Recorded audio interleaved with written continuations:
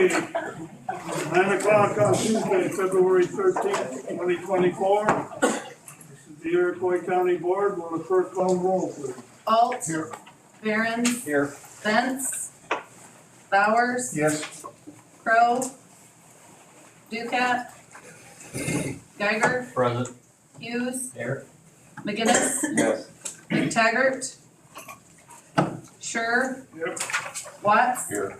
Whitlow. Here. Williams. Yes. And Zumwalt. Okay. This morning we're blessed to have Gary Lambert with us from the Life Church in Gilman to lead us in our prayer. Would you join me? Heavenly Father, we thank you for these men and women who are serving Iroquois County. I ask you to bless their lives. I ask you to give them peace. Father, I thank you that they've been appointed by you for a purpose of good government. And so, God, we ask and we seek your kingdom and its righteousness. And Father, we ask your wisdom to come upon these men and women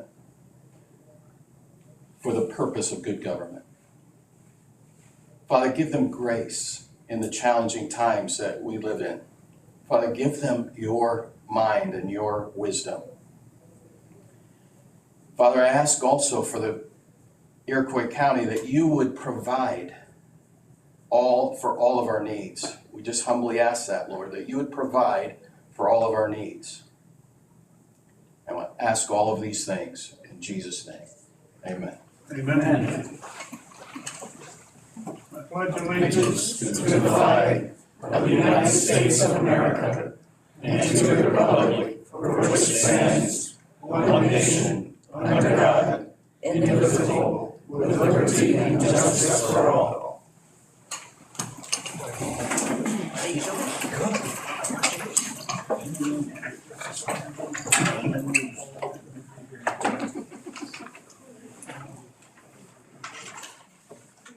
Okay, everyone has a copy of today's agenda. Do we have a motion to approve it? Mr. Williams, is there a second? Mr. Bowers, are there any questions or comments regarding the agenda? Seeing none, all in favor say aye. Aye. Opposed, same sign. That motion passes. Everyone was sent a copy of the minutes from the the January 9th, 2024 session. Do we have a motion to approve those minutes? Mr. Williams, seconded by Mr. Geiger. Are there any questions or comments regarding the minutes? Seeing none, all in favor say aye. Aye. Opposed, same sign. That motion passes. Next is payroll. We have a motion to approve the payroll. Mr. Williams, is there a second? Mr. Hughes. Are there any questions or comments regarding the payroll? Seeing none, the clerk will call the roll, please. Behrens. Yes. Bowers. Yes. Geiger. Yes. Hughes. Yes. McGinnis. Yes. Sure. Yes. Watts. Yes. Whitlow. Yes. Williams. Yes. And Alt. Okay, do we have any public comments today?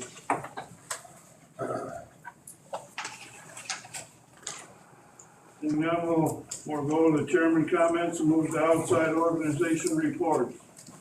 You have a report, Angel? Do you have chairman comments?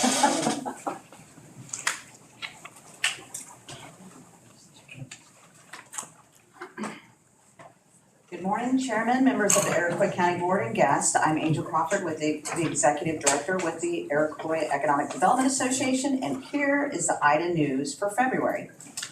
Do you have great internet at your home or business? If not, now's the time to help make that better. Ensuring accuracy of the broadband map is crucial to distribute the available $1 billion federal funds to the right areas in Illinois, and we need your help. Follow these instructions and complete 3 speed tests over 3 separate days for the data to be complete. Number 1, call your provider to find out what service you're paying for, your upload and download speed. And I put example 10. Mine is 10 up and 2 down. That's what I can afford. So I took that test 3 days in a row, did not match up. That matters. Number 2, then go to beachallenge.org. Check your upload and download, then enter your contact information. And again, I'm a little bit, I've been busy lately, so I apologize. And what your upload and download speed is, that you're paying for. I'll finish that out later. Give that to you guys. Number 3, check your speed test 3 days in a row and enter your information each day at beatchallenge.org. If it's not matching, we need to know that's the challenge. The broadband challenge started January 29th, and the data was scheduled to only be submitted for the 2 weeks following the start of the program. But at a recent meeting, I was told they will keep it up or keep it open a while longer. And the challenge after, the actual challenge is after a certain time period, people that want to challenge that can actually submit a challenge. And we have an email lined up for that, but it hasn't opened up yet. So right now, actually I left it over there. I'm going to make little slips and I'm going to put them in your actual slots. And it's only gonna be like 5 slips. If you could share them, number 1, just do it at your residence, everyone. And then also share it with businesses. I've already reached out to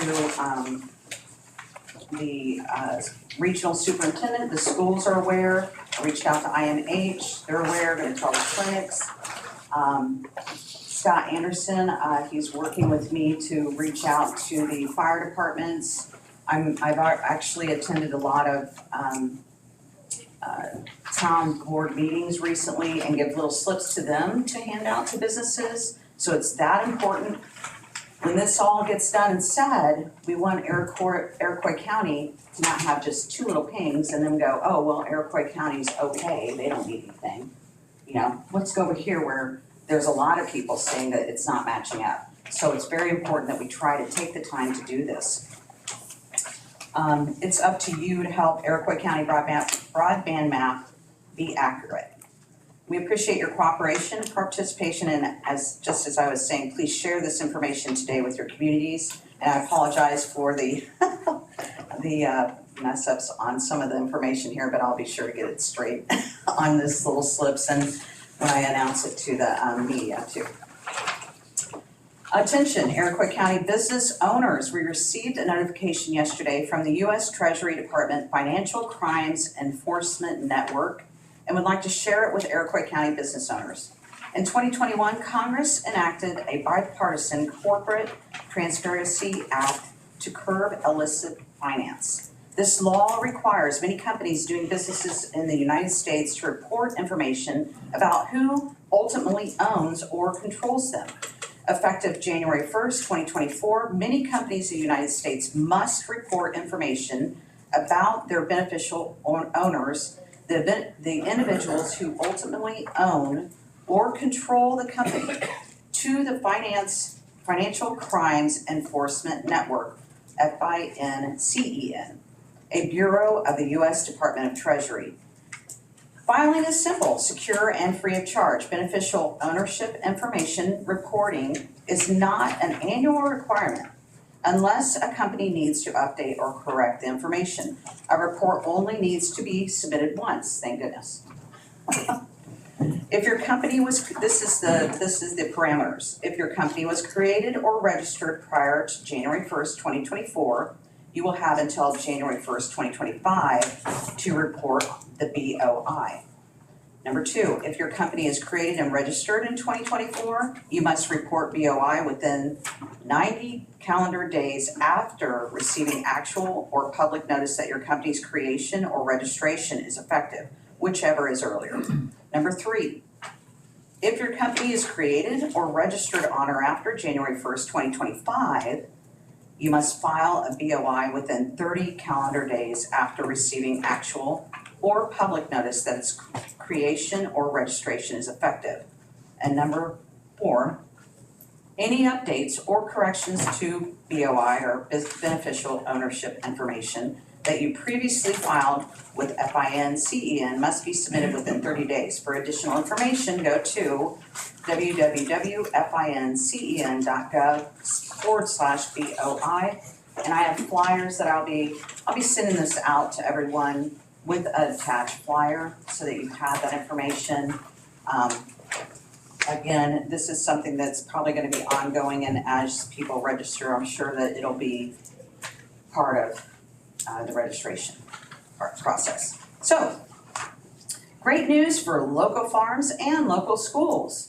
We received a notification actually yesterday that this year, the Illinois State Board of Education, or ISB, received federal funding through the USDA to establish a new farm-to-school program, and it's called the Local Food for Schools Program. I sent this school listing out to the regional superintendent, Frank Buchanan. How do you say it? Petrakis, sorry, to share with regional superintendents yesterday. Under the Illinois new Local Foods for School program, every school district in Illinois that participates in the National School Lunch Program is automatically eligible to receive funding for purchasing fresh food from local farms. Just another way for our community's farming businesses to grow in Iroquois County. And I looked at the listing and it's ranging, it's $5,000 and under. So a couple, 3, 4, 5 grand for each school, so that's very encouraging. In closing, here's some local news and upcoming events. I spoke with a village official from Sheldon yesterday, and they confirmed that the Dollar General has worked with the town on permits, and they're back to work getting the site ready. The village has been in contact with 12 additional businesses to create interest in growing additional business establishments, including a small diner or coffee shop. We look forward to helping the village as they pursue interested parties, and will update you as these conversations continue. And everyone, get ready. The Watseka Area Chamber of Commerce will be hosting the Watseka Family Festival to announce the festival and payment for 2024. Please attend their next business after-hours meeting at the Watseka American Legion on March 6th, 5 to 7 p.m. Show up and show your support. Does anyone have any questions? Okay. For more information on these topics I've discussed, or if you know a business that would like to sign up for our notifications, please feel free to call the Iroquois Economic Development Association office at 815-432-0072. And one more thing, Paul, I was just chatting with you about, you hear things all through the county, and obviously we can't all be at the same place at the same time. But if you do hear about buildings, conversations of businesses coming in or buildings being open and wanting to have businesses in, that all is what we need to know. We really do need to connect with that. So everyone's actually communication back to us so that we can communicate out or look into it and see how we can help with those businesses being established, that would be great. Thank you very much. Okay, thank you, Angel. Are there any other outside organization reports this morning? Seeing none, we'll move on to the committee reports at this time. We'll begin with the Transportation and Highway Committee, Mr. Ault. You would.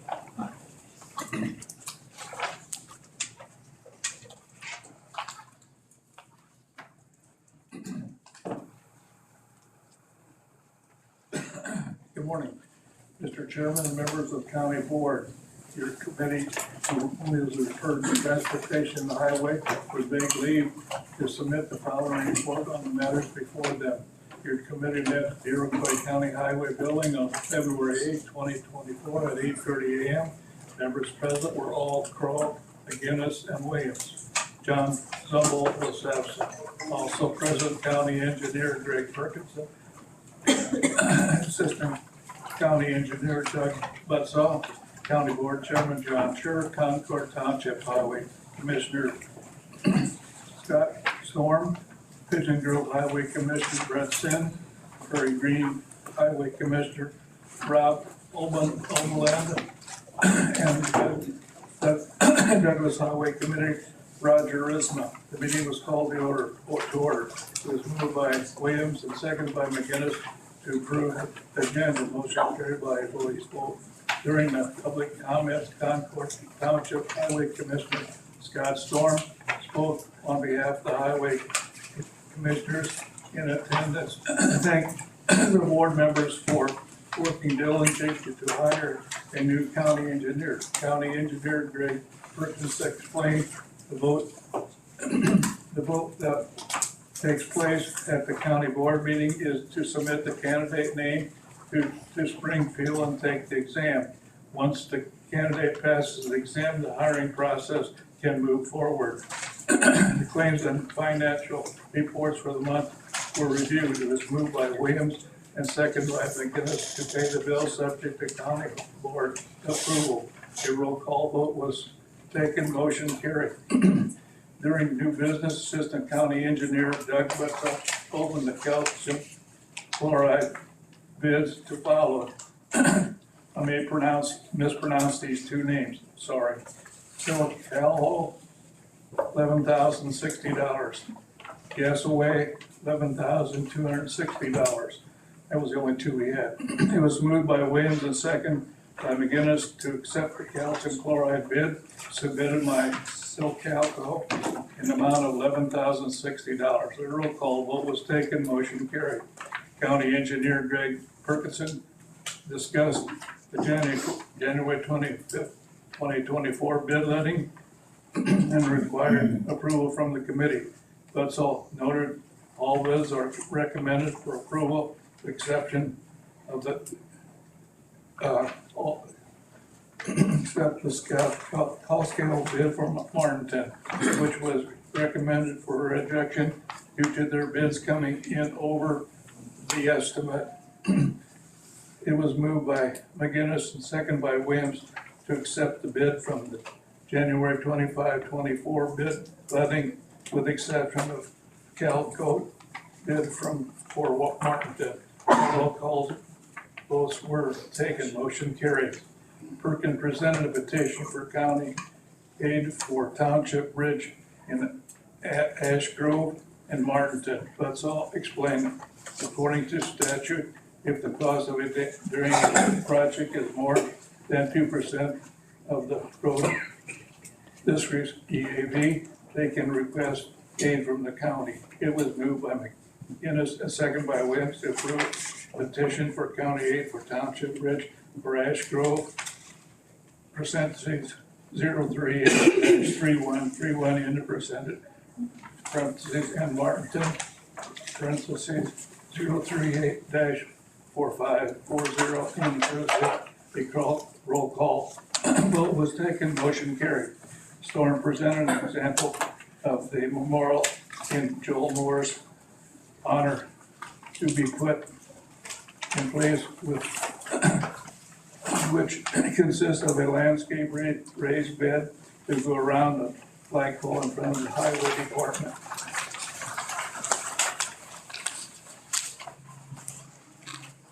The Road Commissioner Association will cover the cost. Storm has also provided a picture of a sign to be placed within the memorial. All memorials for the signature are being donated. Lastly, Storm said he would like to see pictures of past county engineers on display in the conference room at the highway building. Highway Chairman Charles Alden invited Storm to attend the county board meeting this week to answer the questions about the memorial. It was moved by McGinnis and seconded by Williams to accept the road commissioner's proposal to construct a memorial for Joel Moore at the county highway building. Motion carried by a voice vote. During old business, committee discussed the hiring of county engineer. The Policies and Procedures Committee made a motion to move forward with the hiring process. A resolution extended Greg Perkinson as acting county engineer presented. The permanent county engineer is appointed until the county engineer is appointed. It was moved by McGinnis and seconded by Williams to extend the resolution allowing for county engineer Greg Perkinson to continue serving as acting Iroquois County engineer. Motion carried by a voice vote. As there was no further business to come before the meeting, it was moved by McGinnis and seconded by Mr. Williams to adjourn at 8:59 a.m. Motion carried by a voice vote, all of which is respectfully submitted. I recommend this report to be accepted as presented. Thank you. Those are minutes from the. You have the minutes from the January 25th meeting, Chairman? What did you say? Can you read those other minutes from the January 25th meeting? I'll read this one at the same Then time. we'll just consider them. Okay. Mr. Chairman, members of the county board, to me to whom was referred transportation, I would take leave to submit the following report of matters before them. The committee met at the Iroquois County Highway Building on January 25th, 2025 at 9 a.m. Members present were all an acting county engineer, Greg Perkinson. Acting County Engineer Craig Perkinson read the bids as follows. Middle Port 24-17103-00-DR. County-wide reseal. County-wide stockpile chips. County-wide stockpile CM 6/10. County-wide spreader box. County-wide pipe culvert, county-FOB oil, all of which is respectfully submitted. Charles. Okay, thank you. Okay, we have a motion on the floor to approve minutes from the January 25th, 24 meeting and the February 8th, 2024 meeting. Do we have a second? Mr. Williams. Are there any questions or comments regarding these reports? Seeing none, the clerk will call the roll, please. Bowers, Yes. Geiger, Yes. Hughes. Yes. McGinnis. Sure, Yes. Watts. Yes. Whitlow, Yes. Williams, Yes. Alt, Yes. and Barons. Yes. Okay, on your agenda, you'll see on item number 3, discussion and action on a memorial at the Highway Department. At this time, I'd like to introduce Scott Storm, one of the road commissioners from Concord Township, who can provide us with some additional information. Thank you, John. Thank you, Charlie. Little background, I am the current president of Iroquois County Highway Commissioners Association. So I guess I'm the leader here of the group. After Joel passed away, we all wanted to come up with some kind of a memorial. We tried a couple other different aspects of maybe going to a cemetery and some trees and things. And it didn't seem to work out quite the way we wanted. Charlie and John talked, and I know they've done some cleaning in front of the building out there at the county highway garage. Last year, got rid of a bunch of old bushes and things, and we come up with an idea. Luckily we've had an old retired road commissioner on our group that's in the landscape business a little bit, so he has a little more knowledge about that than the rest of us guys. And does anybody have a picture? I don't know if you guys do. Of just a basic little stone wall memorial. It'll approximately be around 10 foot wide and 6 foot wide, 10 foot long. And then inside that will be somewhat native type flower plants that they've recommended that is hardy here in this area, so it's low maintenance. And all the proceeds are gonna be paid by us road commissioners, our association, all of us. We're basically just asking if we can have permission to do this in front of the county building out there around the flagpole. And we will, when this is all done, we do have some people that's gonna donate you've all seen them, laser cutout signs, which will have a memorial for Joel that we'll place inside this. We haven't come up with a design of that. That's a little beyond most of us road commissioners' ideas yet. We'll come up with something, make it look pretty. What's the timeline for getting the To be honest, I'm not for sure, probably very soon, if this is approved, we can probably get this done, it's weather permitting and. But it'll be So this, it's decent, this yeah. year for sure. Oh, yeah, we'll have it done as quick as possible. Okay. Next summer, we'd probably like to have the memorial service, right? Yeah, sometime. So, I'm just here to have permission if we can be allowed to do that. So we're looking to have a motion to grant road commissioners permission to establish this memorial for Joel over at the county highway building. Do we have such a motion? I'll make it. Who was the second? I'm sorry. Williams? Thank you. Okay, all in favor say aye. Aye. Opposed, same sign. You're good to go, Scott. Thank you, I'll make a phone call and we'll get it underway. Okay, thank you. Thank you very much. Okay, moving along with the committee reports, we'll move on to the policy and procedure.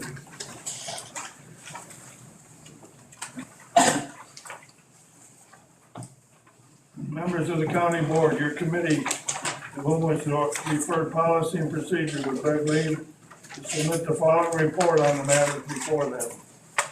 Your committee met at the Administrative Center on February 1, 2024 at 9 a.m. Members present were Barron, Alt, and Whitlow. Excuse me, Paul Duquette and Michael McTaggart were absent. Also present, Finance Manager Joe Johnson, County Clerk Brian Suber, Sheriff Clint Brzee, EMA Director Scott Anderson, ICPHD Administrator Eric Stacy, ATS Director Eric Raymond, County Engineer Greg Perkinson, County Board Member Doug Geiger, Crescent Township Highway Commissioner Clint Hall, Danvers Township Highway Commissioner Gary Brzee, Concord Township Highway Commissioner Scott Storm, and Scotland Township Highway Commissioner Dave Morganson. The meeting is called to order. It was moved by Barons and seconded by Whitlow to approve the agenda. That motion carried by a voice vote. During public comments, Danforth Township Highway Commissioner Gary Brzee addressed the committee on the matter of hiring a county engineer. Brzee stated there are long-term projects that cannot move forward without proper signatures. Brzee urged the county board to consider hiring the sole candidate that applied for the position. EMA Director Scott Anderson distributed his monthly report to the committee. A freight train engine fire occurred on January 19 in the Woodland Fire District. Once the fire was extinguished, Union Pacific Railroad requested the Illinois EPA be notified because of the possibility of diesel fuel spillage. There was no reportable quantity of diesel detected. Sub-zero temperatures, snow and rain generated numerous flood warnings by the National Weather Service. Anderson monitored these levels closely until they dropped early this week. At this time, the levels have dropped below stages of concern, and Anderson expects them to continue to fall. Anderson has been working with Sheriff Clint Brzee on preparing a transportation plan in the event a busload of migrants stop and unload in Iroquois County.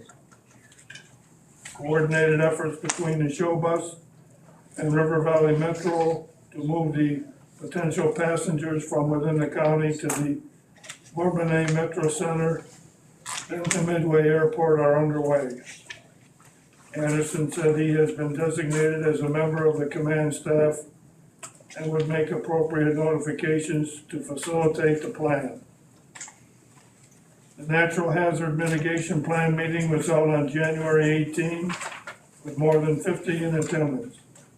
The next meeting will be held April 25.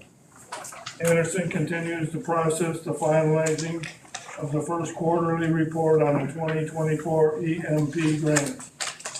Anderson received certificates in the following.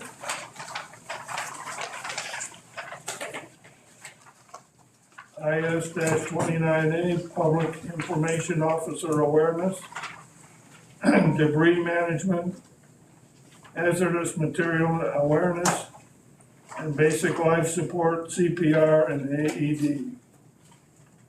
The Local Emergency Planning Committee, LEPC, held their meeting January 10, and committee assignments were made. Anderson attended the monthly Mutual Aid Fire Association meeting on January 31, and the Iroquois County Amateur Radio Club meeting on January 25. The National Weather Service Severe Weather Spotting Class will be held on February 15. More than 30 requests to attend have been received already. This is a free class and is open to the public. Anderson attended a meeting in Romeoville on January 3rd, and our application to obtain our Storm Ready County designation was approved.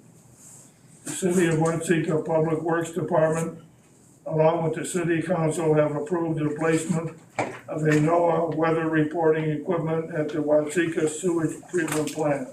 The Watseka Fire Department has replaced their heavy rescue squad, and their previous vehicle has been offered to EMA at no charge to the county.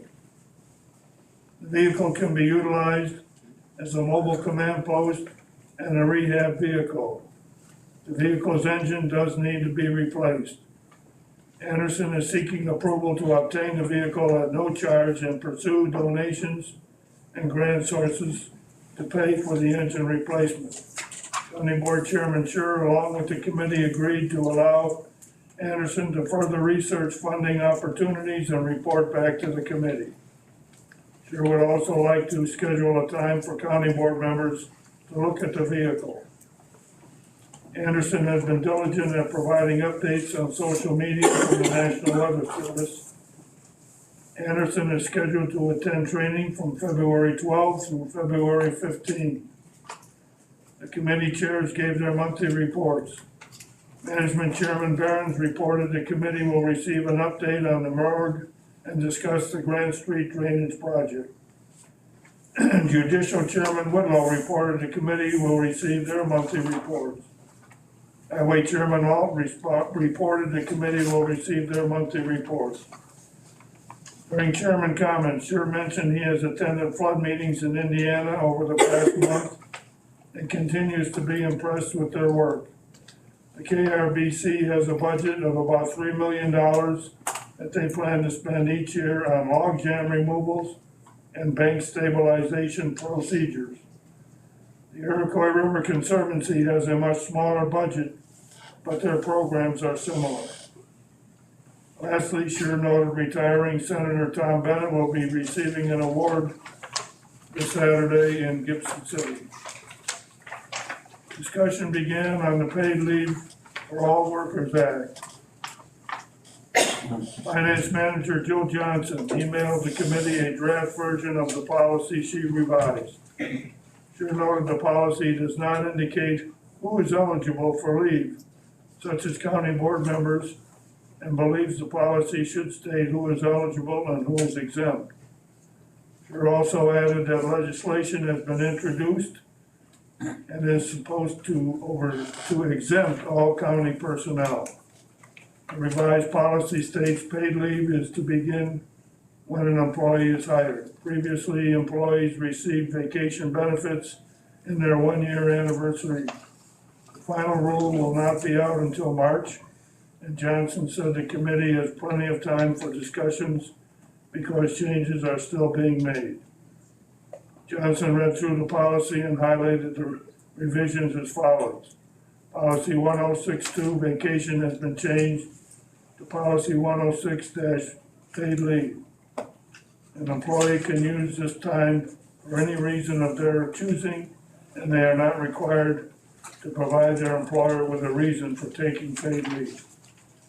Full-time employees scheduled 35 hours or more per week will be eligible for paid leave. Full-time employees will receive 40 hours of paid leave beginning on day 1 of employment through year 1, and may begin using paid leave 90 days after their hire date. Following 1 year, paid leave remains the same as prior vacation policy. Hourly, part-time, and seasonal and temporary employees will receive 1 hour of paid leave for every 40 hours worked in a 12-month period. Piecework employees, also classified as part-time employees, will receive 1 hour of paid leave for every 40 hours worked in a 12-month period. Paid leave can be used in increments of as little as 2 hours unless the employee's scheduled workday is less than 2 hours. Employer may require up to 7 calendar days of notice from the employee. Requests may be denied if paid leave will cause staffing to fall below minimum levels. Emergency situations or employee absences that would hamper employers' ability to meet critical workflow obligations or deadlines. If an employee is separated from employment and is rehired within 12 months of separation, the previous accrued paid leave that has not been used by the employee shall be reinstated and can be used at the commencement of their employment. Employees will be paid for unpaid paid leave at its separation of employment. It was moved by Behrens and seconded by Whittle to table the matter of the Paid Leave for All Workers Act. That motion carried by a voice vote. The committee reviewed the resolution declaring Iroquois County as a non-sanctuary immigration county and Sheriff Clint Perzee's policy on displaced migrants dropped off in Iroquois County. Your recommended removal of the paragraph that declares Illinois as a sanctuary state. Perzee's policy details the plan in place in the event buses of migrants are dropped off in the county. Migrants will be sheltered in place from the elements as best they can until transportation arrangements are made. Migrants will be transported by the Iroquois County Show Bus to the Bourbonnais Metro Center Transfer Facility and then transported to Midway Airport. Once in Midway Airport, migrants will then be transported to the Chicago Landing Zone by the Chicago Office of Emergency Management. It was moved by Whitlow and seconded by Behrens to approve the resolution declaring Iroquois County a non-sanctuary immigration county. A roll call vote was taken and that motion carried. It was moved by Behrens, seconded by Whitlow to enter into executive session under 5 ILCS 120/2/C1 at 9:41 a.m. That motion carried by a voice vote. It was moved by Behrens and seconded by Whitlow to come out of executive session at 10:05 a.m. That motion carried by a voice vote. It was then moved by Behrens and seconded by Whitlow to move forward with the process of hiring Alan Harwood as county engineer. A roll call vote was taken. Behrens, aye. Alt, nay. Whitlow, aye. Sure, aye. Motion carried. Continued review of the county code book was tabled until next month. Appointments will be made at the county board meeting. Correspondence was distributed to the committee. The committee reviewed the claims. It was moved by Behrens, seconded by Whitlow to pay the claims subject to county board approval. A roll call vote was taken and that motion carried. There was no old business, there was no new business. As there was no further business to come before the committee, it was moved by Behrens and seconded by Whitlow to adjourn at 10:13 a.m. That motion carried by a voice vote. All of which is respectfully submitted, signed by all members present, and I move for the adoption of this report. Do we have a second? Mr. Williams, do we have any questions or comments about the report?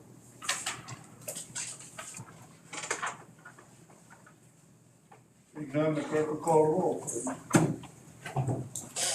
Geiger, Yes. Hughes, McGinnis, Yes. Schur, Watts, Yes. Whitlow, Yes. Williams, Alt, Behrens, Yeah. Bowers. Yes. Okay, next we have Management Services Committee, Mr. Behrens. We need to Oh, do, wait a minute, we need to do a discussion and action on Yep. the resolution. Sorry, I wasn't up there already. Number two, discussion and action on the resolution certifying names to take the examination for county engineer. This is a copy of the resolution. It's a standard form provided by the state in which we list the names of people that we want to have take the examination. In this case, Mr. Howard's name is, or will be on the resolution. We have a motion to approve this resolution. Mr. Bowers, second by Mr. Williams. Do we have any questions or comments about these resolutions? Seeing none, the clerk will call a roll, please.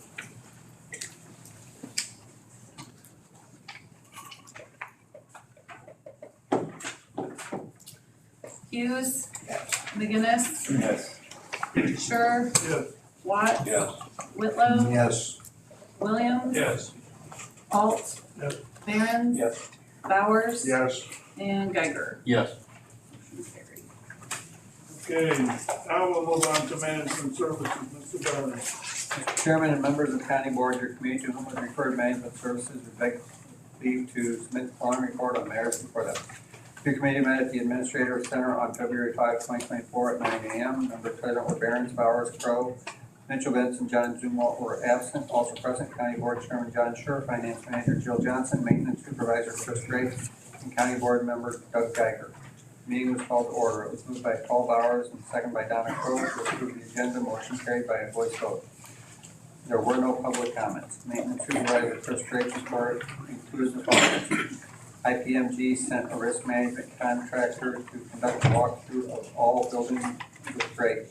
They want to verify that everything is certified, such as fire extinguishers, fire alarm systems, elevator. It was strongly suggested that Drake purchase a fire cabinet for his gas and diesel storage in the maintenance shed. Drake did some painting at the health department last week. There were a couple of snow removal and salting events. Due to cold temperatures, the gas regulator on the hot water heater in the administrative center froze up. Once the weather warmed up, it began working again. Drake repaired a handrail at the jail. Routine maintenance was performed throughout the building. Over the next couple of months, Drake will be working on projects at the administrative center and jail.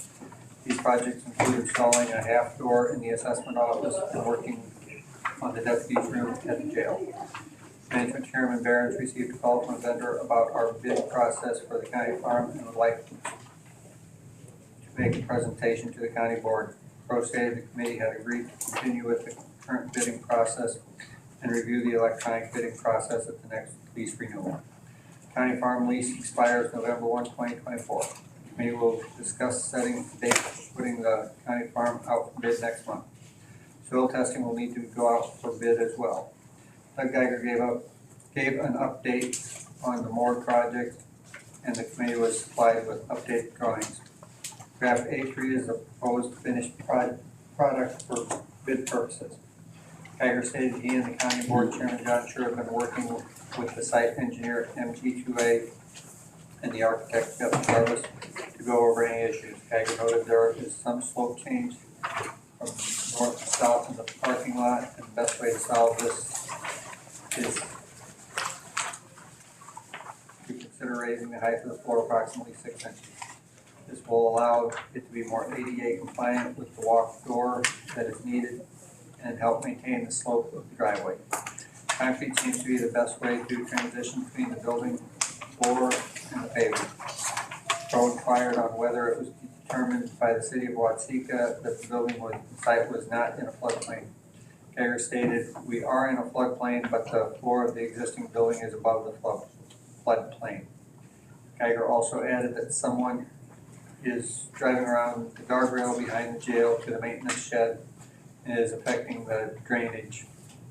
Geiger requested the committee authorize moving forward with the bidding process. It was moved by Bauer, second by Crowe, to authorize the architect to put out a bid request for the Moore project. Roll call vote was taken, motion carried. The committee discussed the bidding time frame and when bids will be opened. Geiger anticipates bids be submitted and opened at the next management meeting. Finance Manager Jill Johnson provided a diagram for the fencing at the animal control building. Minor changes were made to the diagram. It was moved by Bowers and second by Crowe to request fencing bids for the animal control building. Roll call vote was taken, motion carried. Aaron suggested the bid packet state contractors can meet with Drake to view the site. Sheriff Clint Brzee obtained a quote from Secure Tech Systems panic alarm system in the administrative center. Johnson informed the committee the amount of buttons can be decreased and more can be added at a later date. It was also discussed to use the tribal grant funds for the cost. The committee agreed to decrease the number of panic buttons from 48 to 32.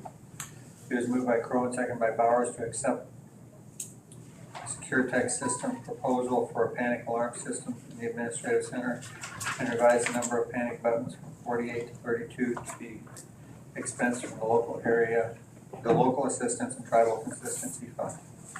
Roll call vote was taken, motion carried. The committee discussed the FSA lease, which expires this September. Aaron said he had not heard from anyone at FSA and will reach out again. Their list of requests and renovations was provided to the committee for review. Paul's mowing bids were opened as follows. Paul mowed lawn and garden, $13,075 per season or $39,225 for a 3-year contract. Grub lawn care, $67,200 per season. Committee is unsure if grub lawn care bid is for a 3-year contract or per season. Garden Essentials Company, $29,000 per season. Bidder indicated they are only bidding for the 2024 season. Gomez Lawn Care LLC, $25,000 per season or $75,000 for a 3-year contract. Fred and Blake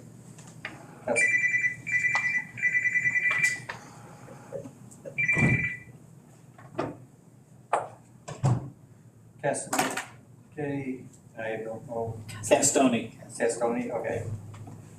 $22,726 per season or $68,178 for a 3-year contract. It is moved by Bowers and seconded by Crowe to accept the mowing bid from Paul's Lawn Garden in the amount of $39,225 for a 3-year contract. Roll call vote was taken, motion carried. The committee reviewed claims, it was moved by Crowe, seconded by Bowers to pay the claims for kind of board approval. Roll call vote was taken, motion carried. During old business, Crowe inquired on the status of the county's Facebook page. Executive Assistant Amanda Longfellow will continue to work on the Facebook page to get it up and running. There was no new business. There was no further business to come before the committee. It is moved by Bowers and seconded by Barron to adjourn at 10:20 a.m. Motion carried, all which is respectfully submitted, and I move for its adoption. Have a motion to approve the management committee report. Do we have a second? Mr. Bowers. Do we have any questions or comments regarding the management committee report? Mr. Watts. What is the Tribal Consistency Fund? It's a grant that Jill found, and that is, part of the money is what we use to paint the building. Was it $100,000? It was $100,000 because part of the Forest Service, the upper northeast corner, it's how the federal government gets tax revenue back because we lose tax revenue. So it's called tribal. Yeah. It's not all tribal. It can be used for improvements to any county building or any properties. Any other questions or comments? Seeing none, the clerk will call the roll, please. McGinnis, Yes. Sure, Yes. Watts, Yes. Whitlow, Yes. Williams, Yes. Holt, Yes. Barron, Yes. Bowers, Yes. Geiger, Yes. and Hughes. Okay, next is the health committee, Mr. Geiger.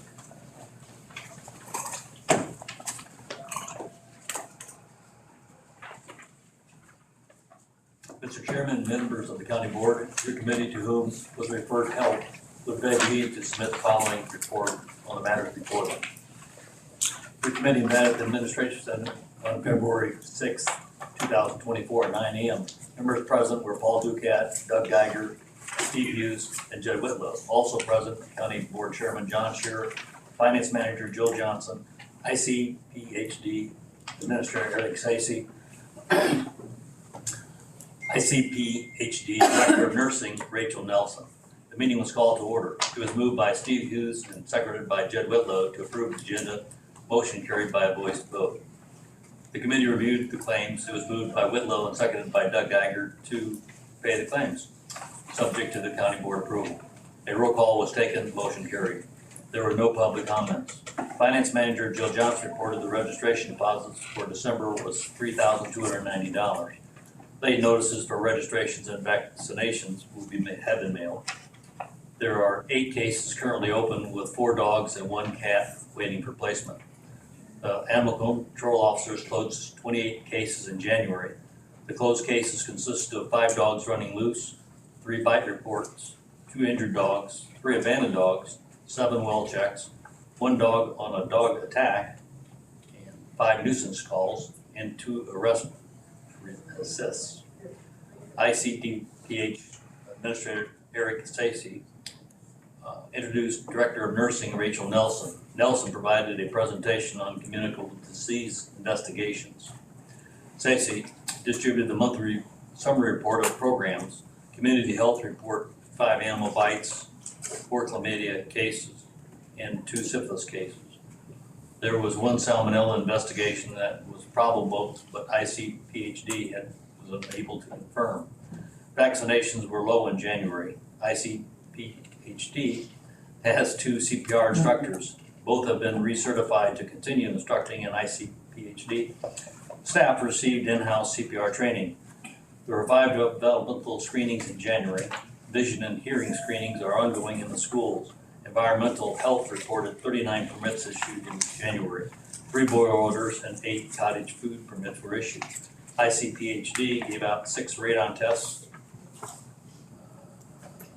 Kids, that's it. Kids, how about that?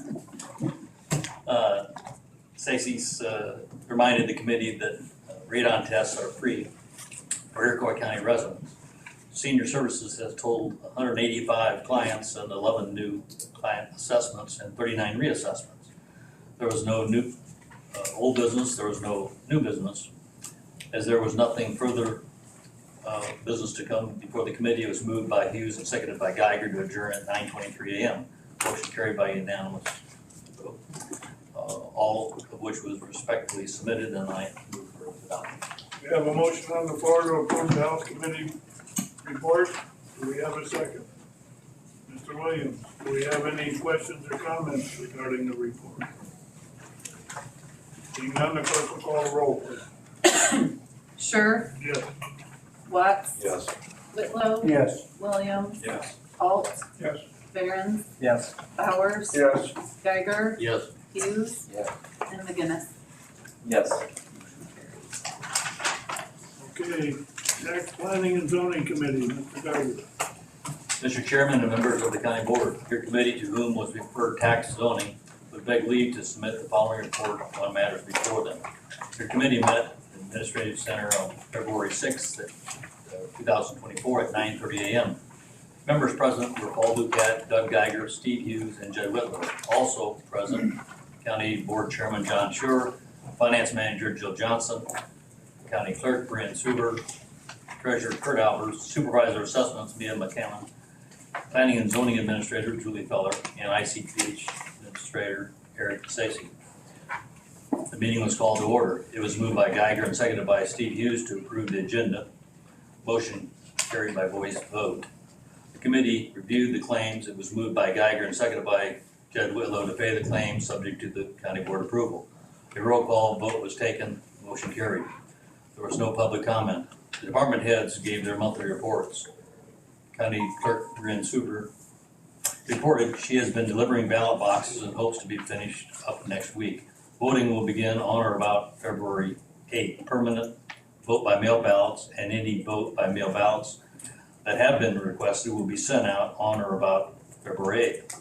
Suber's office will be training with the Department of Revenue to learn the MIDEC system. MIDEC is a web-based system to pay transfer tax on land transactions. The county clerk's office will be going live with MIDEC system on March 1st. Lastly, the annual statement for the Earl Hahn Trust is on file at the county clerk's office. Treasurer Kurt Alberts reported his office is catching up on bank reconciliations. Mobile home tax bills will be mailed out next week. Supervisor Assessments, Mia McCammon, reported that she has been working with State's Attorney Jim Devine on an intergovernmental agreement. McCammon will present the agreement to the townships without township assessors. The cost has been set at $12.50 per parcel annually if they choose to get their own, if they choose to not get their own township assessors. Training and implementation of the CAMA system with the DevNet is tentatively set for April. Tentative abstracts have been sent to the Illinois Department of Revenue. Border review should be wrapping up in mid-March. McCammon will be attending a PTAB hearing in Springfield for the Gilman Healthcare Center. They are requesting a large assessment reduction. Planning and Zoning Administrator Julie Feller distributed her monthly report to the committee as follows. Building permits in January 24 are agriculture 0, residential 3, wind tower 0, solar field 0, solicitor application 0, solicitor license 0. Building permits issued so far in 2024 are residential at 5, agriculture 0, wind tower 0, solar field 0, solicitors 9, kennel license 0, mobile license 0, campground 0. Building permit inspections for 2024 of January are building 10, electrical 10, and plumbing 3. Fuller also provided the committee with information regarding House Bill 4422 filed by State Representative Jason Bunting. The bill would allow counties to reinstate local regulations to wind and solar farms that were nullified by last year's state law requiring county zoning ordinances to be changed to comply with new and less restrictive statewide siting standards.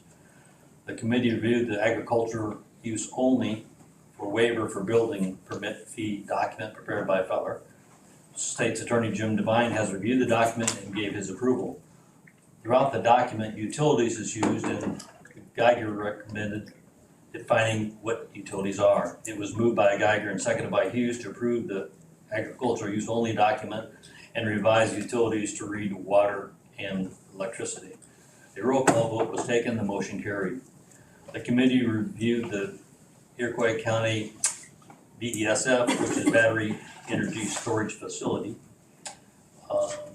ordinance prepared by Geiger. Geiger stated the ordinance has been reviewed by Devine. The ordinance is a work in progress and will keep the committee updated. The committee began reviewing the building regulations section of the county code book. Section 8-19 International Building Code adopted update 2011 edition to 2021 edition. We're going to remove the language about 3 copies being filed on the city clerk's office and replace it with the digital access is available in the planning and zoning office. Section 8-21 Agriculture Exemption. Committee will review this further next month. Section 8-50 National Electric Code adopted by reference update 2011 addition to the 2021, removing the language about 3 copies being available in the county clerk's office and replace it with the digital access is available in the planning and zoning office. Section 8-76 State Plumbing and Code adopted by reference, remove the language about 3 copies being on file in the county clerk's office and replace it with the digital access is available in the planning and zoning office. The committee will look into this newest edition. Section 8-96 International Residential Code adopted by reference, update the 2012 to the 2021 edition. Remove language about 3 copies being on file with the county clerk's office and replace it with the digital access and available in the planning and zoning office. Section 8-121 International Property Maintenance Code adopted by reference, update 2011 edition to the 2021 edition. Remove language about 3 copies being on file with the county clerk's office and replace it with the digital access being available in the planning and zoning office. There was no old business, there was no new business.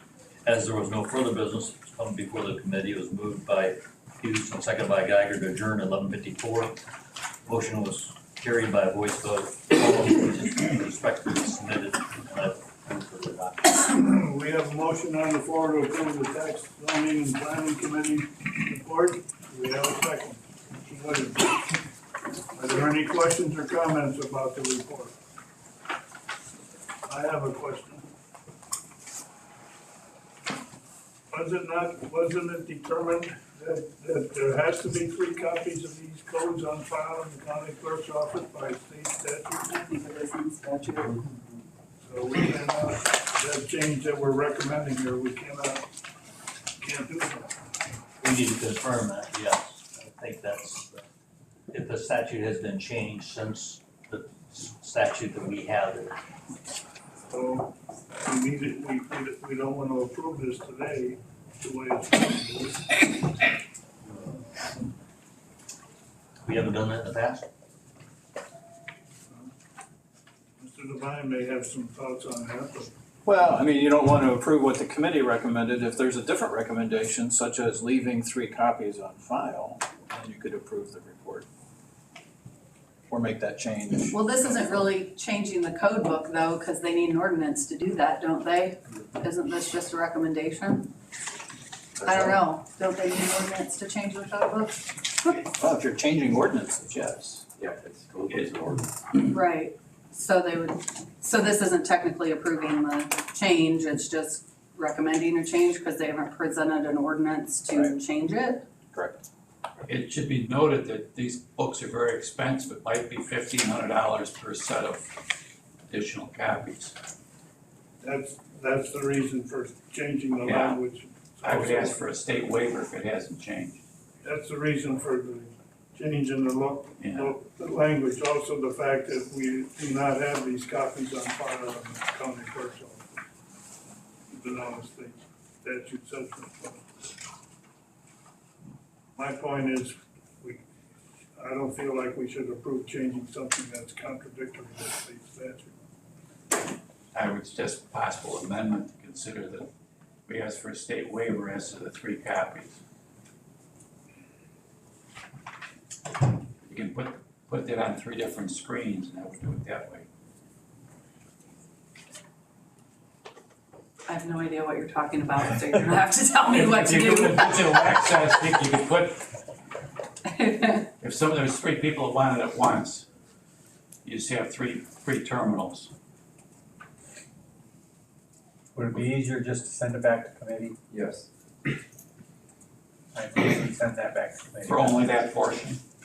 And we have to entertain a motion to separate that part out. I make such motion. Second. Is your motion to separate and send back to Yes. committee? Okay.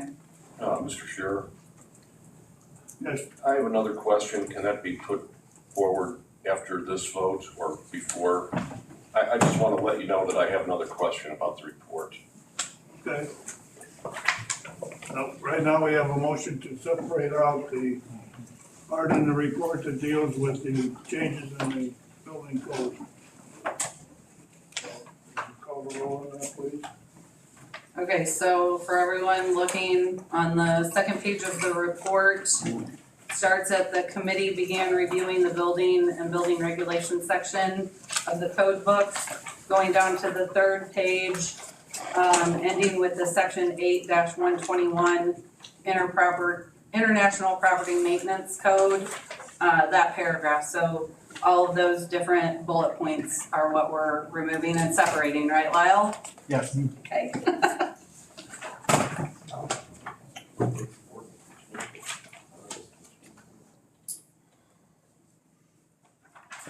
Okay, so Watts, Yes. Whitlow. Yes. Williams, You got it. oh, Alt, Yes. Barons, Yes. Bowers, Yes. Geiger, Yes. Hughes, McGinnis, Yes. and Sure. Yes. All right, we removed that for separate consideration. He sent that to committee. Yeah, we already. He separated and sent that. You did that? Mhm. That was part I of made the- sure that was his motion, yes. Is this vote needed? No, we should still have a quorum. You still have 9. Okay. It was a 9-1. Okay, You had another question? I do about the report. Yes. Okay. I would just like some clarification on the 3rd bullet where it talks about the cost being set at $12.50 per parcel annually. The township doesn't have their own assessor. So what exactly does that mean? Where's that money go? And how's it collected? This is on the first page of the report. It is, under the third bullet. Can you explain that, Mia? Yes, so that is after, talking to the different township supervisors and clerks about the pay for the township assessors. It's kind of the average that I came up with as a cost per parcel to implement the townships that are choosing not to get a township assessor. We have a few different township assessors locally that are willing to contract with those townships, and the townships are choosing not to go with them, putting the work back on the county. In the past, the county has kind of done it by, I think by not doing it basically, hence why I found $2 million worth of unassessed parcels.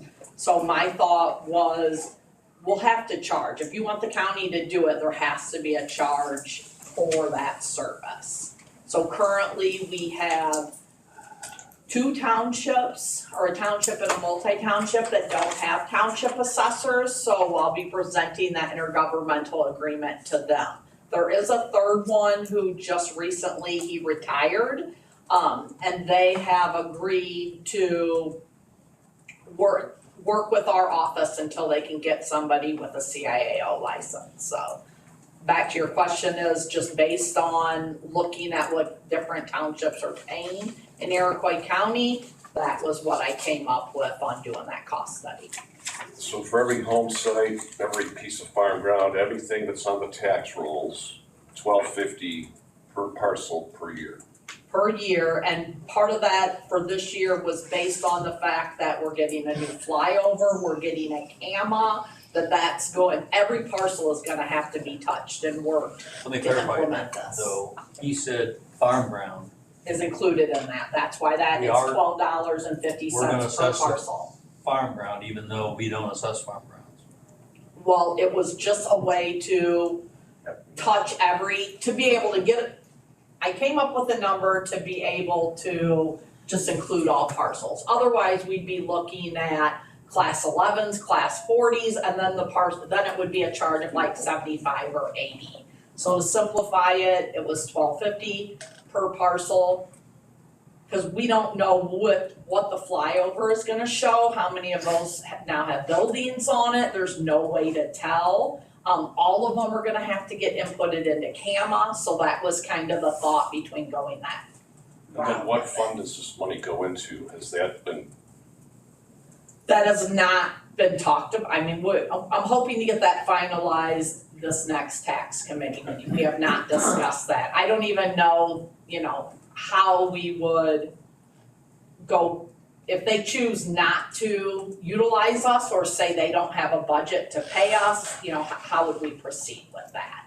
The Milford multi-township is already, we don't even have an intergovernmental agreement yet fully in place. And I went to their township board meeting last week and they are already interested in working with us while they find a new township assessor, so. I know there's other counties that do use this same situation where they pay the assessor to do their jobs for them. Correction, they don't pay, they pay the office. right? Okay, And the whole purpose is to incentivize them to actually get somebody, right? Exactly. We don't wanna do work, we want the Right. township assessors to do work.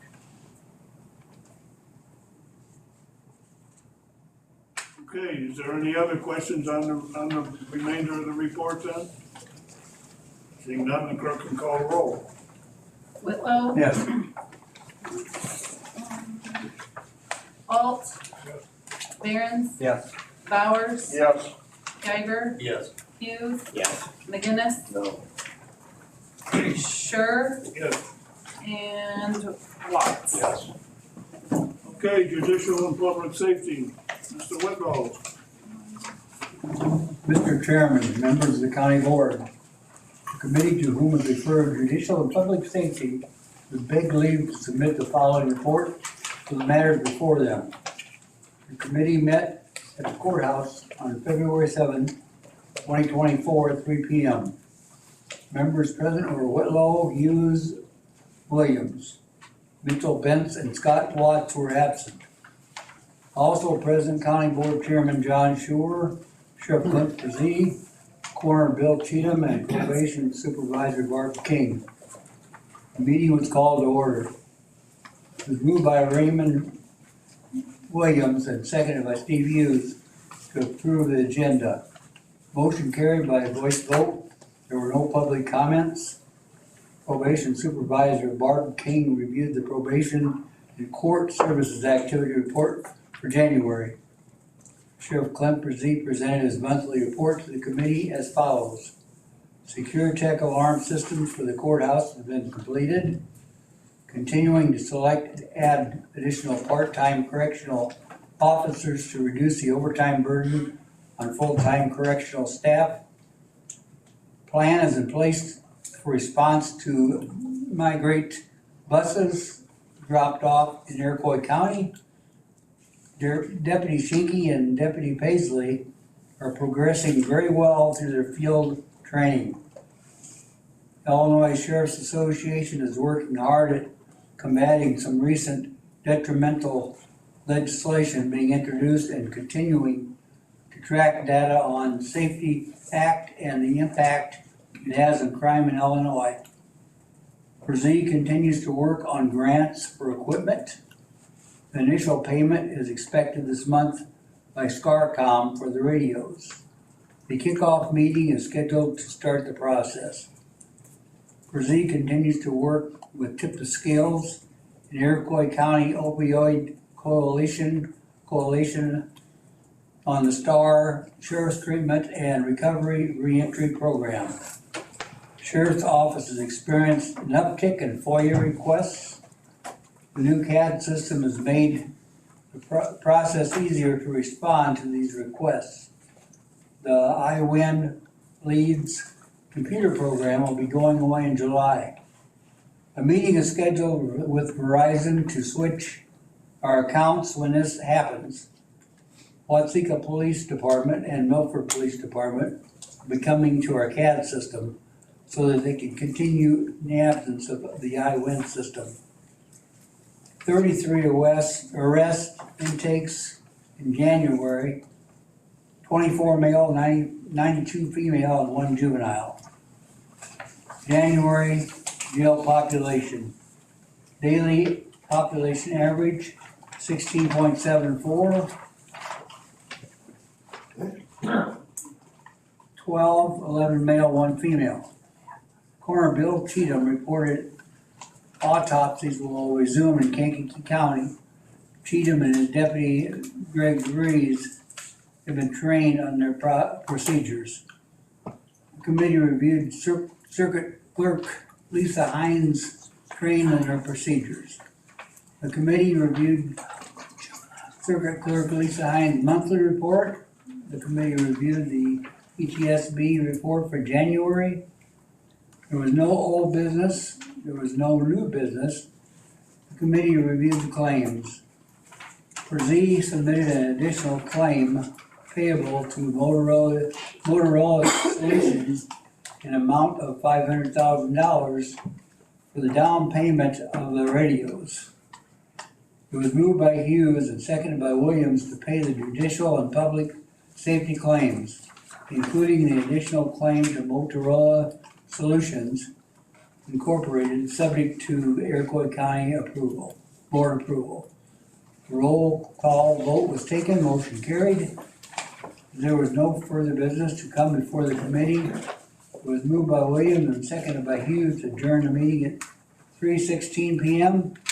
Motion carried by a voice vote, all of which respectfully submitted, signed by members present, and I would move for its adoption. We have a motion on the floor to approve the Judicial and Public Safety Committee report. Do we have a second? Mr. Barons, I have a question.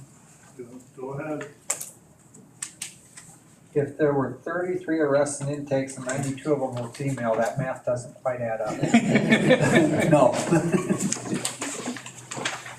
It's a typo. We'll get that corrected. Are there any other questions or comments on the report? That $500,000 that last claim doesn't come out of our money that, from the, it's allotted for, it's a separate grant, isn't it, John, or a trust fund, I believe? It might be a trust. It's the minor foundation. Yeah, there you go. Cause I mean, it's a lot of money and somebody might hear that figure and think, well, where are we getting that from? Well, that's, No, it was. just to clarify that. There is more money to come of a large sum to pay off the rest of it, but it's not due at the present. Correct. Thank you. Okay, if there's no other comments or questions, the clerk will call the roll, please. Williams, is he absent the rest of the time? Yes. Okay, then I'll quit calling him. Halt, Yes. Barons, Yes. Bowers. Yes. Geiger, Yes. Hughes, McGinnis, Yes. Sure, Yes. Watts, Yes. Whitlow. Yes. Motion carried. All right, Finance IT Committee, Mr. Barron. Mr. Chairman and members of the county board, your committee to whom was referred Finance IT was leave to submit the following report on matters before them. Your committee met at the Administrative Center on February 8, 2024 at 9:09 a.m. As members present were McTaggart, Barron, Alt, Bowers, Geiger, McGinnis, and Watts. Also present, County Board Chairman John Scher, Finance Manager Joel Johnson, Sheriff Clint Brzee, Supervisor of Assessments Nita McCammon, Treasurer Kurt Albers, ETS Director Eric Raymond, ICPHD Administrator Eric Stacy, Susie Werner with the Homestar Insurance, Bernie McCarty with Area Wide, and County Board Member Donna Crowe. The meeting was called in order. It is moved by Barron and seconded by Geiger to approve the agenda. Motion carried by voice vote. There were no public comments. Susie Werner with Homestar Insurance reported the county's medical loss ratio is currently 133%. Werner said it is ideal to have an 80% approximate medical loss ratio when entering into renewals. The medical loss ratio in October was 183%, November was 113%, December was 89.9%. There are 4 ongoing high claims, and Werner will continue to monitor these. Bernie McCarty with Area Wide reported on the secondary fiber connection that was installed in the Administrative Center. McCarty anticipates the backup internet to be up and running by the next finance meeting. ETS Director Eric Raymond noted another internet outage occurred on January 15th and urged Area Wide and Connexus to move forward quickly. The department heads gave their monthly reports. They are as follows. Finance Manager Jill Johnson reported she continues to work on the FY 2023 audit. Auditors with Clifton Larson Allen were on site this week working at the circuit clerk's office. Johnson and Executive Assistant Amanda Longfellow attended a roundtable discussion with Clifton Larson Allen last month. Treasurer Kurt Albers provided the committee with an updated treasurer's report after the final distribution and reviewing cash balances with Johnson. Albers invested $1 million in a 1-year certificate of deposit and $1 million in a 6-month certificate of deposit. Albers said we also have $500,000 invested in a money market account. Sheriff Clint Brzee reported the alarm system at the courthouse has been installed. The Management Committee approved the purchase of add-on system for the Administrative Center. Deputy Shunke and Deputy Paisley have switched shifts and are approximately halfway through their FTO training. The plan for response to migrant buses drop-off in Iroquois County is in place. Brzee is working with EMA on planning some training and preparedness skills. Down payment to StarCom for the radios is due this month. The kickoff meeting is scheduled to start the transition process. Brzee has a meeting with Verizon today to switch their accounts over when the state iWin's lead system sunsets this summer. It is also planned to bring Watseka Police Department and Milford Police Department onto our CAD system so they can continue in the absence of the iWin system.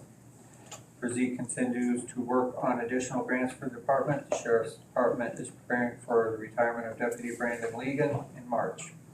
ETS Director Eric Raymond further discussed the internet outage that occurred last month. Supervisor of Assessments, Mia McCammon, reported she received an email this morning from Director of Revenue David Harris stating, "We have a tentative equalization factor of 1.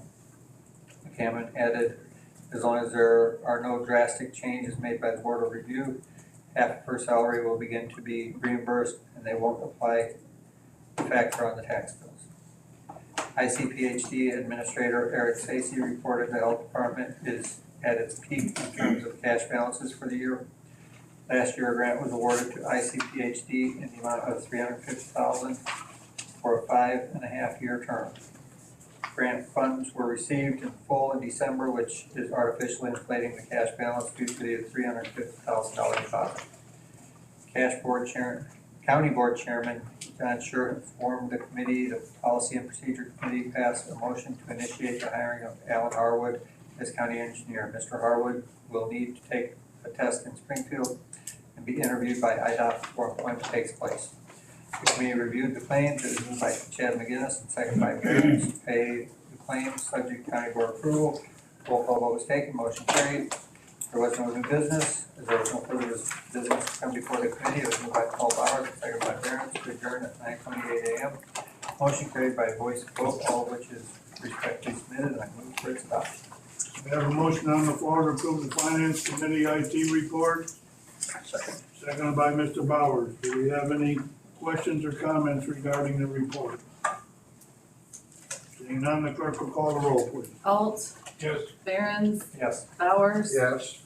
Geiger, Yes. Hughes, Yes. McGinnis, Yes. Schur, Yes. Watts, Yes. and Whitlow. Yes. All right, next on the agenda are appointments. They're listed there. We have a motion to approve those appointments. Mr. Barron, seconded by Mr. Bowers. Do you have any questions or comments regarding the appointment? None, all in favor say aye. Aye. Opposed, same sign. That motion carries. That brings us to the claims. We have a motion to approve the claims. Mr. Geiger, seconded by Mr. Barron. Do you have any questions or comments regarding the claims? I believe everyone has been sent a copy if you don't have one in front of you. Are there any questions or comments on the claims? Seeing none, the clerk will call the roll, please. Barron, Yes. Bowers, Yes. Geiger, Yes. Hughes, McGinnis, Yes. Schur, Yes. Watts, Yes. Whitlow, Yes. and Alt. Yes. Is there any old business to come before the board this morning? Mr. Watts? There was no ARPA committee meeting this month, but there was last month. And at that meeting, it was reported that the balance in the ARPA fund is $350,000. And that the amount that the morgue is expected to cost is $225,000, what may be increased. So, if the bids come in at $225,000 and it gets done for that amount, the question is, what happens to the remaining ARPA funds? I know there's many deserving organizations that weren't awarded any ARPA funds, and at least one nonprofit that I know of that would be well deserving, and there's probably many more. So anyway, the question is, what happens to these funds if they're not used on the morgue project? Well, I think the answer is somewhat evident that the committee will review the applications we received and come to decisions on how to award the remaining funds. But Okay. until we know pretty close exactly what the morgue is gonna be cost, the committee felt it was better to hold. Well, I don't know if it's evident, because I was told by the committee chair that the application process is closed and this process is over. And so, I just wanna. What he meant by saying the application process is closed is that we weren't not going to accept any more applications. We still have a number of applications that could receive the money. Right. Okay. None of those applications haven't been terminated, they're in a sense, they're still active. Okay, very good. Is there any other old business to come before the board this morning? Is there any new business? Do We have a motion to adjourn. Mr. Barron, seconded by Mr. Rawls. All in favor, say aye. Aye. Is there any nays? We are adjourned. Next month,